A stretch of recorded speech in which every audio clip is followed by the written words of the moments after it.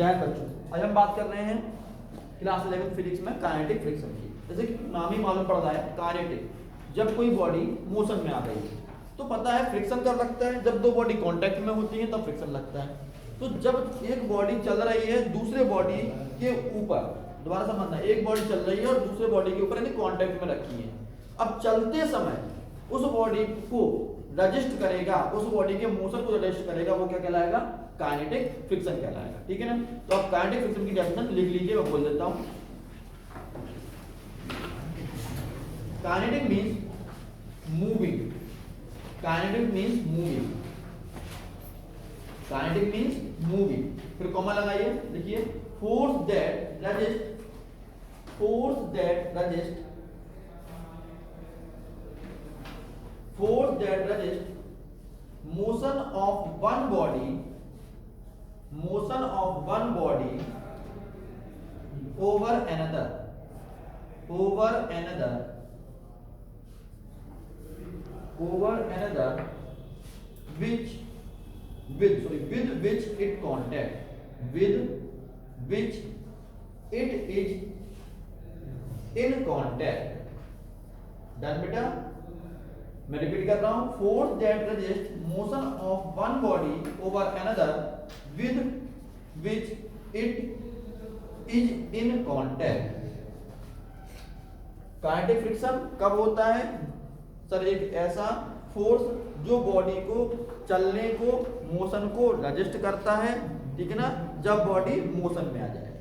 अब आते हैं दूसरी बात इसकी प्रॉपर्टी पर। तो characteristics of kinetic friction, next यदि आप प्रॉपर्टी बात करें तो मैं लिखवा देता हूं आपको कैरेक्टरिस्टिक्स ऑफ काइनेटिक फ्रिक्शन।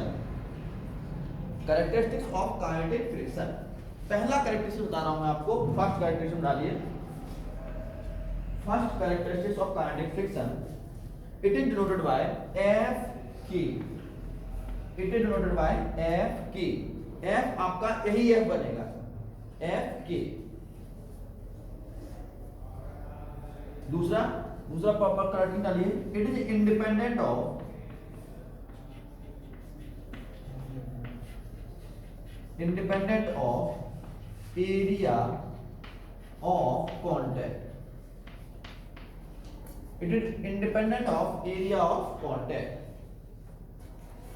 यानी कि जितने एरिया पर कांटेक्ट हो रहा है हमें उससे कोई मतलब नहीं होता। तो मतलब कैसे होता है? वही पुरानी बात सर, नॉर्मल रिएक्शन पर डिपेंड करता है। थर्ड पॉइंट डालिए, it varies with normal reaction, it varies with normal reaction, it varies with normal reaction। मेरा साइन लगाया directly proportional to n, n के ऊपर वेरीज करेगा। नाम जानना बेटा, जो लास्ट और इंपॉर्टेंट है, कई बार इसके बारे में पूछा जा चुका है, it is independent, independent of a velocity of a body, independent,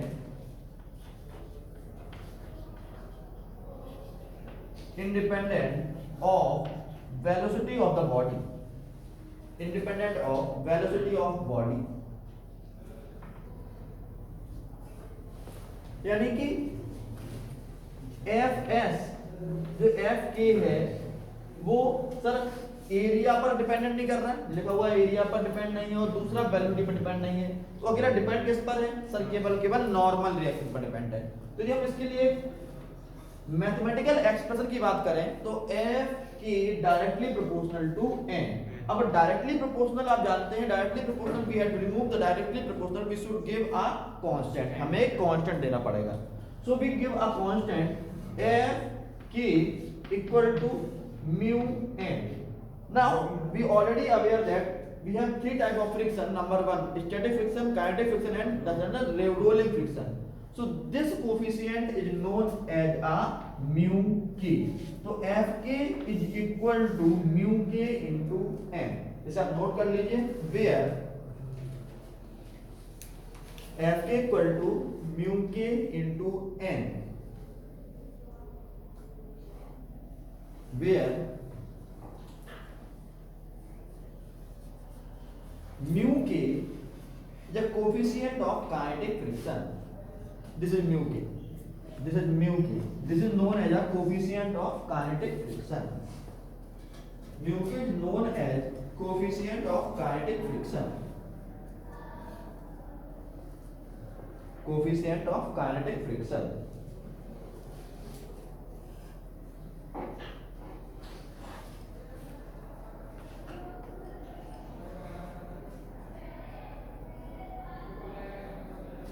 अब आते हैं बात, सर यदि काइनेटिक फ्रिक्शन हो रहा है तो किसी बॉडी का मोशन के बारे में हमें तीन कंडीशन मिलेगी, वो कैसे करनी है? चलिए भाई, व्हेन द नेक्स्ट वर्ड डालिए, when the kinetic friction, when the kinetic friction is applied depends on dependency on motion, when the kinetic friction applied dependency on motion. अब बेटा काइनेटिक फ्रिक्शन अप्लाई हो रहा है, अब काइनेटिक फ्रिक्शन अप्लाई इसमें motion पर क्या फर्क पड़ेगा वो भी देख लेते हैं। हमें इसकी तीन कंडीशन मिलेगी। पहली कंडीशन क्या होगी? पहली कंडीशन होगी जब अप्लाइड फोर्स, क्योंकि काइनेटिक फ्रिक्शन क्या हो रहा होगा सर, किसी बॉडी में हम फोर्स लगा रहे होंगे तो बॉडी अपनी जगह से दूसरी जगह पर डिस्प्लेस हो रही होगी, और डिस्प्लेस हो रही होगी चलती हुई बॉडी पर कौन सा फोर्स काम करेगा? यदि कोई बॉडी है और कोई बॉडी मोशन में है, यदि कोई बॉडी मोशन में है तो उसको अपोज कौन कर रहा है? सर काइनेटिक फ्रिक्शन अपोज कर रहा है। तो अब यदि हम इस पर क्या लगा रहे होंगे? सर हम एक फोर्स अप्लाइड कर रहे होंगे, तो अप्लाइड फोर्स और काइनेटिक फ्रिक्शन का आपस में क्या रिलेशन है? मैं दोबारा रिपीट कर देता हूं, मैं दोबारा रिपीट कर रहा हूं उसको, ठीक है ना, इसको नहीं लिख रहा था वो, कि मेरे पास एक बॉडी है, इस बॉडी को चल रही है, यदि एक बॉडी मोशन में है, मैं कह रहा हूं v वेलोसिटी से मोशन में है, तो कैसे मोशन में आई होगी? सर इसमें आपने कोई फोर्स लगाया होगा तब ये बॉडी मोशन में आई होगी।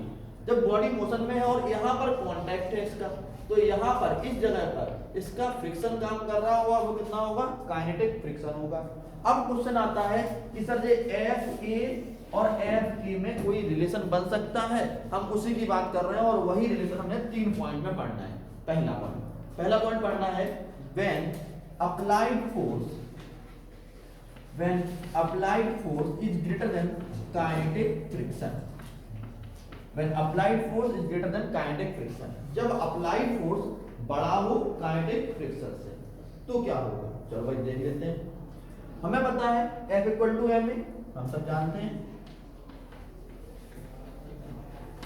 F equal to ma, force equal to mass into acceleration. यहाँ पर फोर्स क्या है आपका? सर अप्लाइड फोर्स है, और m क्या है? मास ऑफ द बॉडी, a क्या है? एक्सेलरेशन। कौन सा न्यूटन का? सेकंड लॉ, सबको पता है इसका न्यूटन सेकंड लॉ, ठीक है ना। अब यदि कोई बॉडी चल रही है तो वो एक्सेलरेट हो रही होगी, तो उस पर लगने वाला फोर्स सबको पता है F इक्वल टू ma। तो क्या इस पर F नेट काम कर रहा होगा? नहीं कर रहा होगा। तो सर आप F एक लिखते तो हम कहते हैं सर अप्लाइड फोर्स है, और ये कौन सा फोर्स है? सर ये F अप्लाइड माइनस F की है। दोबारा समझना इस बात को, मैंने कहा F लिखा है, F यानी कि कोई बॉडी एक्सेलरेट किस फोर्स से होती है? सर जितना उस पर रिजल्टेंट फोर्स लगता है, उस बॉडी पर रिजल्टेंट फोर्स कितना है? सर F अप्लाइड, आप अप्लाई कर रहे हो और उसको रोकने के लिए कौन काम कर रहा है? F A काम कर रहा है। उसके बाद जो बचेगा वो F कहलाएगा, और उससे बॉडी क्या करेगी? एक्सेलरेट करेगी। तो हम इसको दूसरे पार्ट में लिख सकते हैं ऐसे कि F A minus F K equal to ma। बिल्कुल डन हो गया। यदि मैं इस बॉडी, इस पूरे इक्वेशन में m का डिवाइड कर दूं तो आप क्या देख रहे हो? F A यानी कि force applied minus force due to friction upon mass of a body equal to acceleration. यानी कोई बॉडी किस हिसाब से एक्सेलरेट होती है? सर इस हिसाब से एक्सेलरेट होती है। क्या होगा? Sir force applied minus force due to friction, कौन सा friction? Kinetic friction upon mass of the body is equal to acceleration of the body. आप इसे नोट कर लीजिए, ठीक है ना, इस कंडीशन को। मैं आप इसकी क्वेश्चन नोट कर लीजिए, मैं इसको दोबारा बाद में बोल दूंगा, ठीक है? सब नोट कर लीजिए पहले, फिर मैं बोल देता हूं। इस इक्वेशन को आप नोट कर लीजिए, ठीक है, और फिर मैं इसको वर्ड्स में बोल दूंगा।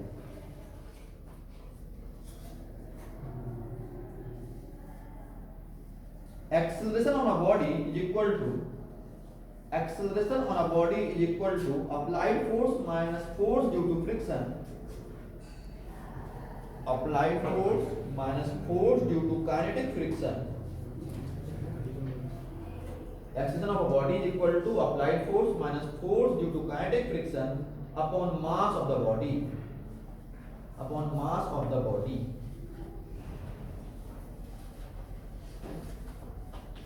Acceleration equal to applied force minus force due to friction, kinetic friction upon mass of the body.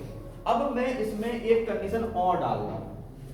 कब सर? जब एफ ई बड़ा था, एफ के छोटा था, बॉडी एक्सेलरेट हो रही थी। अब मैं नेक्स्ट जो केस जो रख रहा हूं मैं, when F A is equal to F K, जब अप्लाइड फोर्स काइनेटिक फ्रिक्शन के बराबर हो तब क्या होगा? अप्लाइड फोर्स काइनेटिक फ्रिक्शन के बराबर है, यानी कि एफ ए और एफ के इक्वल है, तो जो ऊपर वाला पार्ट कितना हो जाएगा? जीरो हो जाएगा, और एक्सेल कितना हो जाएगा? जीरो। यानी कि उस समय बॉडी एक्सेलरेट नहीं होगी और बॉडी एक कांस्टेंट वैल्यू से चलती रहेगी। ठीक है ना? पहले इसे आप लिखिए, ठीक है ना? इसे लिखने के बाद मैं इसको डेरिवेट भी कर देता हूं एक लाइन में। यहां पर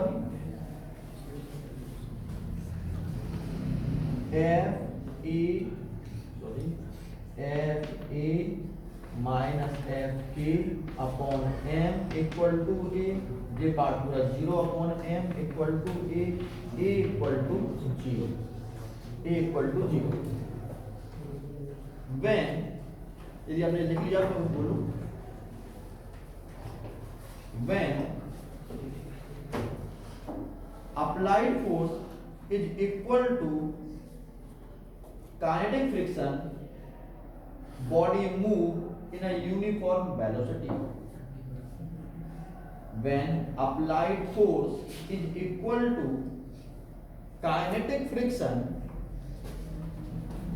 when applied force is equal to kinetic friction, body move with uniform velocity.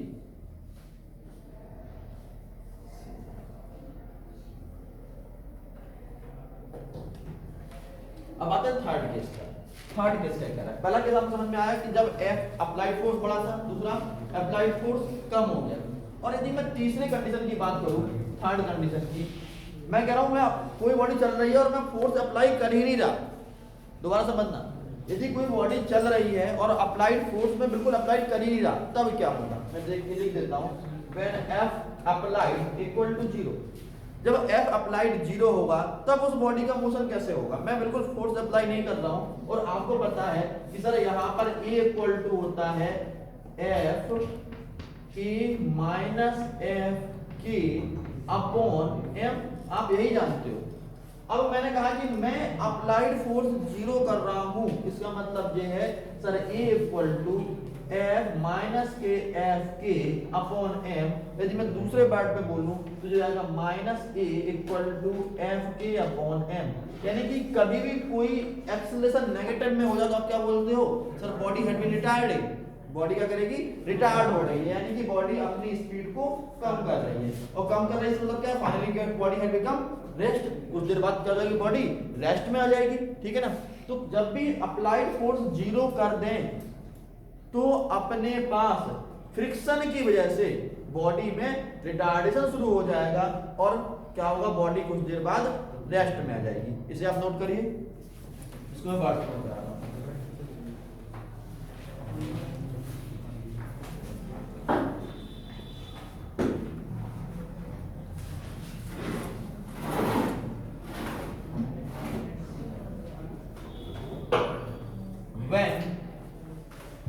When applied force is equal to zero, body become retarding.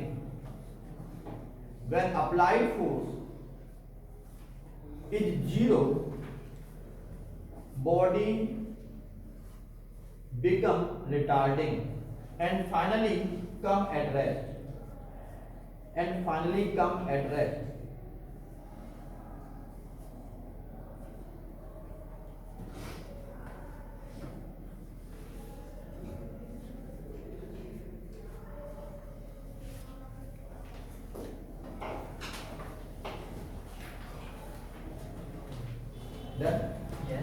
Okay, now अब हम दो तरह के फ्रिक्शन पढ़ चुके हैं अच्छी तरह। पहले हम पढ़ चुके हैं स्टैटिक फ्रिक्शन और दूसरा हम पढ़ चुके हैं काइनेटिक फ्रिक्शन। और हमें इतना भी पता है कि जो काइनेटिक फ्रिक्शन है वो हमेशा कम होता है स्टैटिक फ्रिक्शन से, हमें इतना ही पता है। तो कौन सी ऐसी चीज है जो काइनेटिक फ्रिक्शन को, दोबारा बार बोल रहा हूं, काइनेटिक फ्रिक्शन की वैल्यू को कम करती है। दोबारा समझना चीज को, हमें पता है कि जो स्टैटिक फ्रिक्शन है वो हमेशा ज्यादा होता है काइनेटिक फ्रिक्शन से। स्टैटिक फ्रिक्शन हमेशा क्या होता है, ज्यादा होता है काइनेटिक फ्रिक्शन से। अब यदि आप बात करें स्टैटिक फ्रिक्शन की, तो स्टैटिक फ्रिक्शन आप पढ़ चुके हो, n इसमें होता है और जो होता है म्यू s इंटू n, मैं सेम साइन लगा रहा हूं और यहाँ पे लिख रहा हूं म्यू k इंटू n। तो आप क्या देख रहे हो, n से n को जब मैं डिवाइड कर दूं दोनों में n का, इनइक्वालिटी आपको दिख रही है, इनइक्वालिटी में क्या करते हैं, डिवाइड करते हैं, कैंसिल आउट नहीं करते। हम पता है कि मैथ आप जानते हैं कि व्हेन द इनइक्वालिटी, जब भी कभी इक्वालिटी करके हम सॉल्व करते हैं तो हम उस क्वांटिटी का दोनों तरफ डिवाइड करते हैं, फिर मल्टीप्लाई करते हैं, कभी भी कैंसिल आउट नहीं कर सकते। तो n का मैं केवल नॉर्मल रिएक्शन की वैल्यू का जितना भी मैग्नीट्यूड है मैं दोनों में डिवाइड कर दूं तो मैं क्या पाऊंगा, मैं करूंगा mu s greater than mu k, यानी कि coefficient of static friction is always greater than coefficient of kinetic friction. इसको आप नोट कर लीजिए, दो लाइन है, फिर मैं इसको नोट करा देता हूं। एक नोट बना के लिख लीजिए ना कुछ point.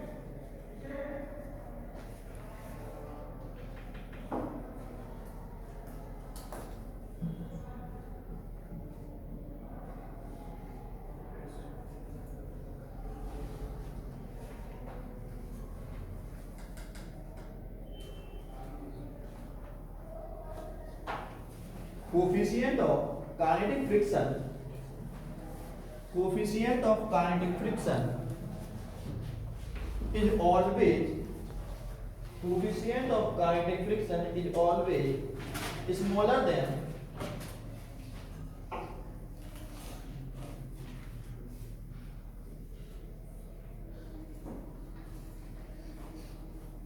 coefficient of static friction। दोनों कोफिशिएंट ही तो हैं, तो coefficient of kinetic friction is always smaller than coefficient of static friction. Done.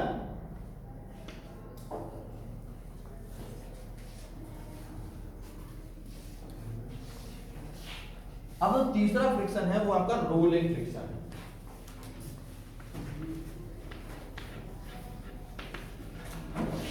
Rolling friction, अब जो रोलिंग फ्रिक्शन क्या होता है उसके बारे में हम बात करते हैं। अब रोलिंग फ्रिक्शन से पहले मैं आपको कुछ दो डिफरेंस समझाऊंगा कि दोनों में अंतर क्या है, थोड़ा समझना पड़ेगा इसको। रोलिंग, यदि कोई एक